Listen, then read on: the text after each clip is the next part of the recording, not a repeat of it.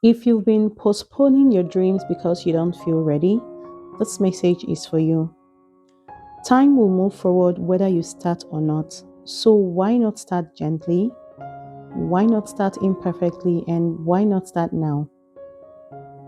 As we move closer to a new year, I want to remind you of something important. You don't need permission to begin again.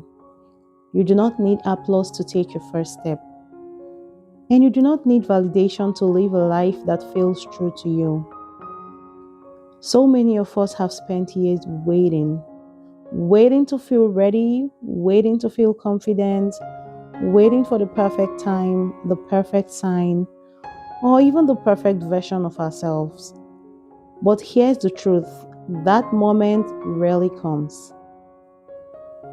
If you're entering 2026 still waiting for validation, maybe from family, from friends, from the society, or even from yourself, I want you to pause for a moment and ask yourself, how many dreams have I delayed because I was waiting for someone to say yes? Validation could be comforting, but it is not a requirement for living a meaningful life.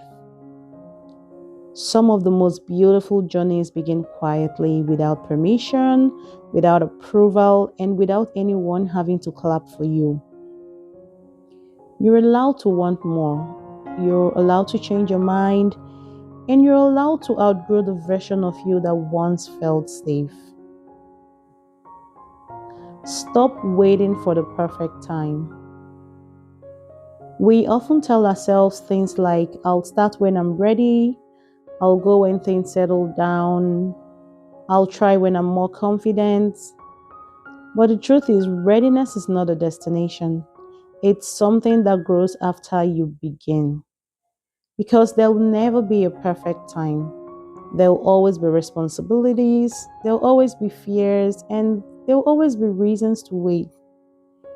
And here's the part that many people don't realize. Whether you start or not, time will still move forward. A year from now will come whether you take that step or not. So why not let time pass with intention instead of regret? Do the things you love. You see that trip you keep postponing? That business idea you've been waiting and quietly nurturing? That job you want to apply for?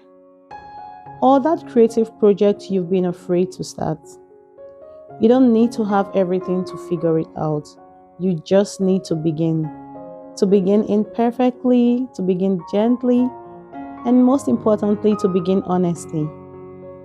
Don't wait until you feel fearless because sometimes courage often arrives after the action, not before. Take starting a YouTube channel, for example. Most people who are successful today go back to their previous video to find out they get better by the day. And it happens across every other thing in life. You find out that the more you do something, the perfect you become. It could be cooking, it could be writing, wherever it is. And don't let anyone convince you that you're not enough to start because you already are. As this year comes to an end, instead of asking yourself what you didn't achieve, try asking a different question.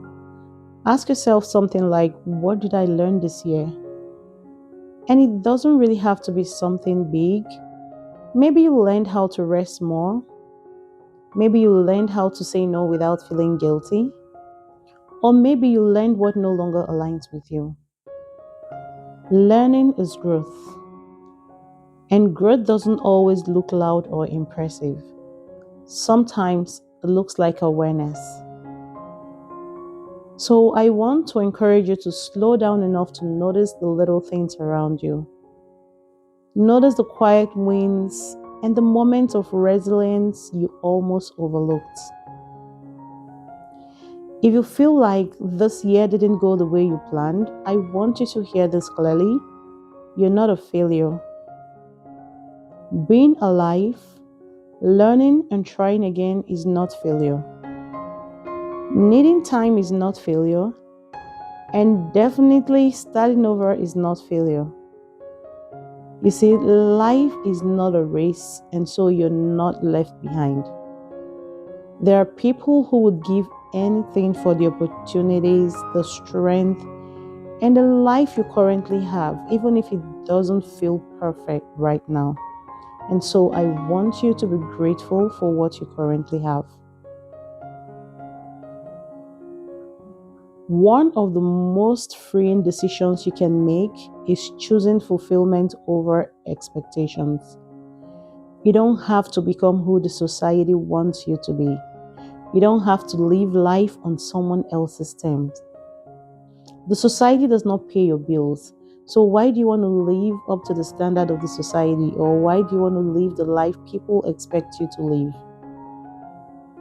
I encourage you to strive to be who you want to be.